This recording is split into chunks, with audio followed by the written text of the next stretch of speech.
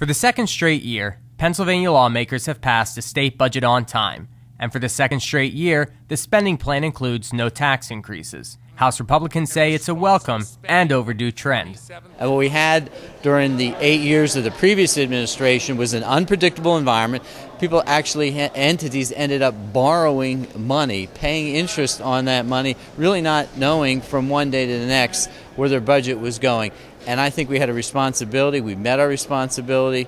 And I'm very confident that we'll meet that responsibility as an on-time budget in the future. The $27.7 billion budget represents a 1.45% increase over the current fiscal year, but is still below the rate of inflation.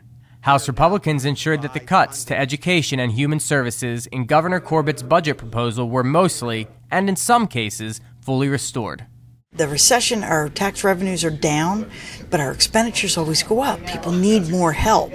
So we have a terrible job trying to match the revenues and expenditures once we already decided we just weren't going to raise taxes. So that was the hard part, and we got it done. I think we did a good job in balancing our revenue with our expenditures in this budget. Importantly, we finished it on time so that the revenue streams to our critical services are not interrupted.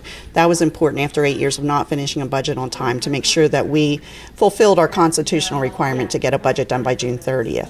For example, the new budget restores cuts to the Commonwealth's public universities and brings K-12 public education spending up to the same level as last year.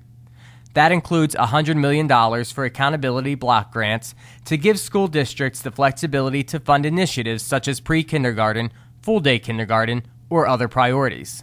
The new spending plan also restores $84 million in the governor's proposed 20% cut to county human service programs.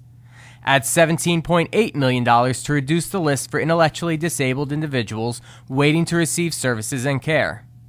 Restores funding for hospitals, trauma centers, and burn centers to the same levels as last year. We started off with less revenue than we ever anticipated to then end up with more revenue than we anticipated, and it was spread across the board, not just to certain agencies or certain groups. We were able to level fund education K through 12. We were able to level fund our non-preferred and our state universities and our colleges, which our parents and families so much need. This budget is responsible. It prioritizes hard-earned tax dollars. It takes care of the most vulnerable. It provides for public education, quality public education, and is targeted and lives within its means. Reporting from Harrisburg, I'm Anthony Tezak.